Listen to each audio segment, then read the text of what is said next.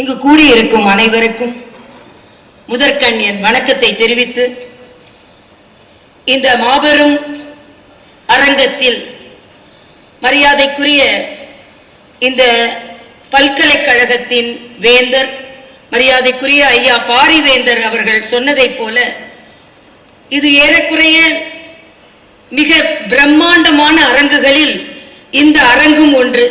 அதற்கு எஸ்ஆர்எம் பல்கலைக்கழகத்திற்கு நமது முதலில் பாராட்டை நாம் தெரிவித்துக் கொள்வோம்.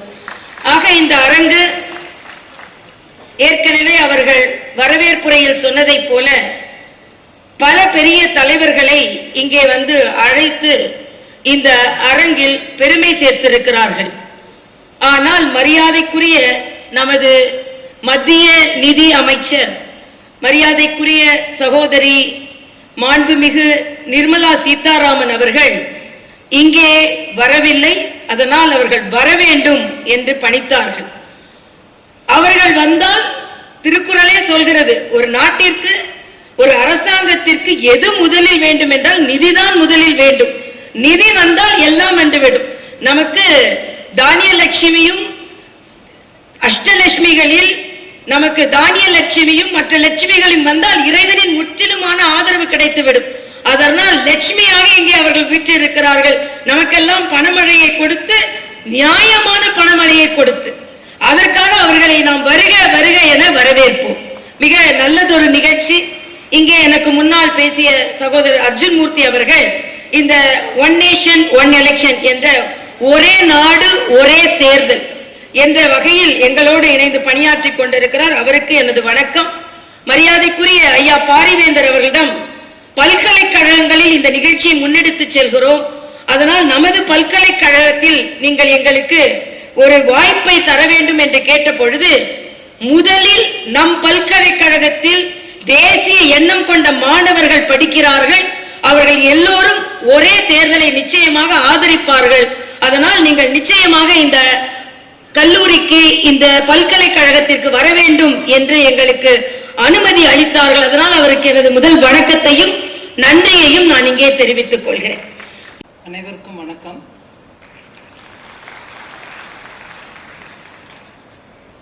The Chancellor of this university, SRM University,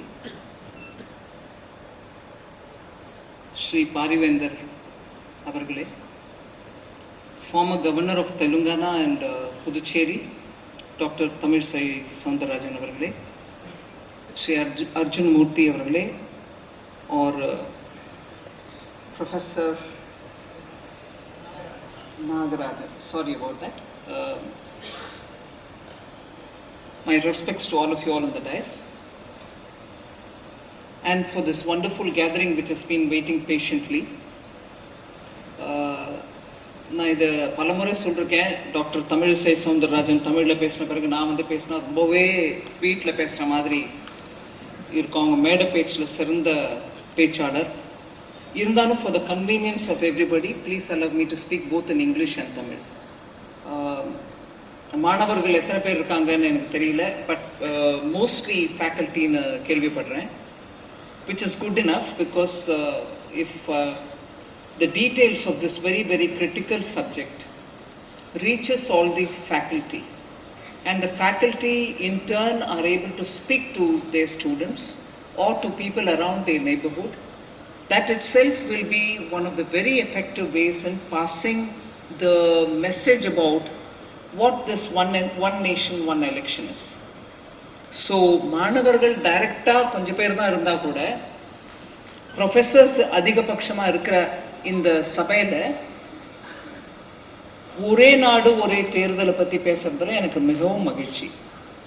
இந்த ஒரே நாடு ஒரே தேர்தல்ங்கிறது இன்ஃபேக்ட் ஒரு 10 வருஷமாக பலவித சபைகளில் பலவிதமான எக்ஸ்பர்ட் கமிட்டிஸில் பேசப்பட்ட விஷயம்தான். இதை முதல்ல நம்ம நாட்டுக்கு எது நல்லதுன்ற அந்த கோணத்தில் நம்ம இந்த விஷயத்தை பார்த்து பேசி அதை புரிஞ்சுக்கிட்டா எதிர்ப்பு எங்கேருந்து வருது, அது எதனால் வருதுங்கிறது நம்மளுக்கு டெஃபினட்டாக ஈஸியாக புரிஞ்சிடும். இப்போது நம்ம நாட்டு அரசியல் எவ்வளோ தூரம் ஆயிடுச்சுன்னா, இப்போதான் ஆயிடுச்சா அப்படின்னு அடுத்தபடியாக கேள்வி கேட்குறவங்களுக்கு நான் பதில் சொல்கிறேன்.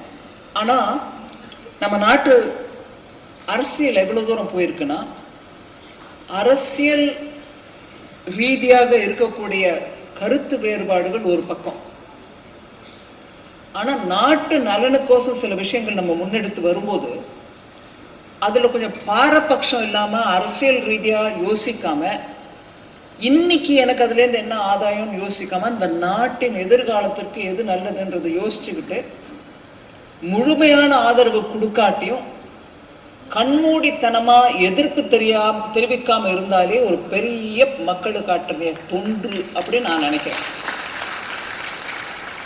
கண்மூடித்தனமாக சில விஷயங்களை, ஐயோ நம்ம ஆட்சியில் இருக்கும்போது எடுத்துட்டு வரல, இவங்க எடுத்துட்டு வந்துடுறாங்க, அதனால இவங்களுக்கு நல்ல பேர் வந்துருமோ அப்படிங்கிற அந்த அளவுக்கு கூட கண்மூடித்தனமா சில சமயம் எதிர்க்கிறத பார்த்தா நமது மக்களுக்கு நம்ம ஆட்டும் தொன்று லிமிட்டெட் லெவலில் தான் இருக்குமா, சில விஷயத்தில் தான் கொடுப்போம், மீது எல்லாத்துலேயும் மக்களை ஏமாற்றுவோமா அப்படிங்கிற அந்த கேள்வியெல்லாம் நம்ம மனசில் வருது. அதனால இந்த விஷயத்தை நான் பற்றி பேசும்போது நாட்டின் நலனுக்கோசம் சில விஷயங்களை யோசிக்கணும் அப்படின்னு அந்த கருத்தோடு நான் வரும்போது இந்த விஷயத்தை, இந்த ஒன் நேஷன் ஒன் எலெக்ஷனை ரொம்ப முக்கியமாக கருதுறேன். சரி, இது ஏதோ புதுசாக மோடி ஐயா எடுத்துட்டு வராரா? இல்லைங்க. இந்த நாட்டில் 1970s வரைக்கும் ஆல்மோஸ்ட் டில் 60s பக்கா பார்லிமெண்ட் எலெக்ஷனோட அசம்பிளி எலெக்ஷன் நடக்குங்க. இது ஏதோ புதுசாக ஐடியா இல்லை. அப்போ நடந்துச்சு, அப்போ நடந்துட்டு இருந்த போது யாருக்கும் எதிர்ப்பு இல்லை, இப்போதான் எதிர்ப்பா? சரி, இதுக்கு நடுவில் இந்த காலகட்ட இடையில இருந்த காலகட்டத்தில் இதை பற்றி பேசலையா? பேசணும். அதனால நான் சும்மா ஒரு பேக்ரவுண்டுக்கு சொல்கிறேன். அப்பப்போ அழுத்தத்தோடு சில விஷயங்களை முன் வைக்கிறேன். அழுத்தத்தோடு முன் வைக்கிற விஷயம் இப்போ ஆரம்பத்தில் என்னென்னா, 1960s வரைக்கும் இந்த நாட்டில் இப்படி தான் ஓடிட்டு இருந்தது. ஒன் நேஷன் ஒன் எலெக்ஷன் தான். அப்போ யாருக்கும் அதில் எதிர்ப்பு இல்லை. அது ஒரு விஷயம். ரெண்டாவது, இப்போ கூட நம்ம பேசுகிற ஒன் நேஷன் ஒன் எலெக்ஷனுங்கிறது பார்லிமெண்ட்டுக்கும் நாட்டின் பாராளுமன்றத்துக்கும் ஸ்டேட் அசம்பிளிஸுக்கும் நம்ம சட்டசபைக்கும் நடக்கக்கூடிய தேர்தல் ஒரே டைமில் நடந்தால் நல்லதுங்கிறமே தவிர, panchayat, urban local body, municipalities, எங்கள் வார்டு கவுன்சிலர் அதை எல்லாத்தையும் சேர்த்து போட்டு ஒரே எலெக்ஷன் நடத்துங்கன்னு சொல்லலை. இது பார்லிமெண்ட்டுக்கும் அசம்பிளிக்கும் உரிய ஒன் நேஷன் ஒன் எலெக்ஷன் தான் நம்ம பேசுகிறோம். ஸோ 2 பில்லு மூலமாக இந்த சட்டத்தை எடுத்துகிட்டு வர்றதுக்கு முயற்சி பண்ணுறோம். ஒன்று கான்ஸ்டிடியூஷனுக்கே அமெண்ட்மெண்ட். என்னது? சைமல்டேனியஸ் எலெக்ஷன்ஸ் நடத்தணும்னு சட்டத்தில் சில மார்ப்புகள் எடுத்துகிட்டு வரணும். அதே மாதிரி ஸ்டேட் அசம்பிளிஸுங்கும் போது எது? Puducherry, Jammu Kashmir, national capital territory new Delhi. So நான் பாராளுமன்றத்துக்கும் அசம்பிளிக்கும் ஒன்றுங்கும் போது இந்த யூனியன் டெரிட்டரிஸ் வித் அசம்பிளி அதுங்களுக்கும் கூட பண்ணுறதுக்கு 2 விதமான சட்டம். ஸோ ஒன்று constitutional amendment which is 129th amendment. அது பாஸ் ஆகும்போது 129th அமெண்ட்மெண்ட்னுவாங்க, அந்த வருஷத்தை மாத்திரம் ஆச்சு. சரி, யூனியன் டெரிட்டரிஸ் அமெண்ட்மெண்ட் பில் அதுவும் 2024. இது சடனாக யாரோ ஒரு 4 அதிகாரிகள் உட்காந்துட்டோ இல்லை பிரதமர் ஐயா அவரோட அமைச்சர்களோட உட்காந்துட்டோ பேசி எடுத்த முடிவு இல்லைங்க. பலவித ஸ்டேஜஸில் பலவித குழுமங்கள் இதை பற்றி பேசியிருக்காங்க. சும்மா விரிவாக உங்களுக்கு நான் சொல்லாமல் ஹைலைட் பண்ணுறேன் அதை எதெல்லாம். Finance Minister of this great country, Madam Nirmala Sitharaman, respected former Governor of Telangana and Pondicherry, Dr. Tamil Soundarajan,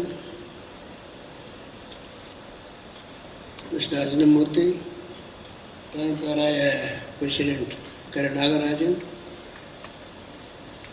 Vice Chancellor, Registrar, and faculty of SRM who are assembled here. Madam, it's a great day for us, for the nation. This stage has witnessed almost all presidents of this country, Prime Ministers of this country, speakers of this country. But we are missing you in the past.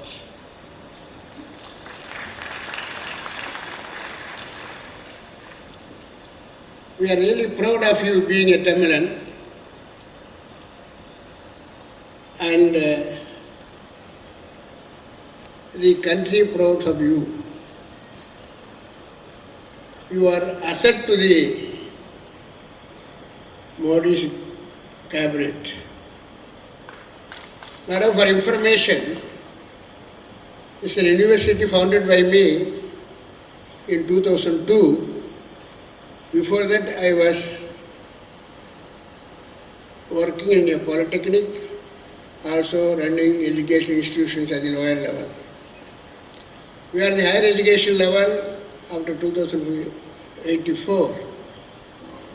And this university, as a deemed to be university in 2002, and this has got half campuses at Trichy, Haryana, Mojinagar, UP, Andhra Pradesh, and so on. As it is, there are about a lakh of students studying in this group.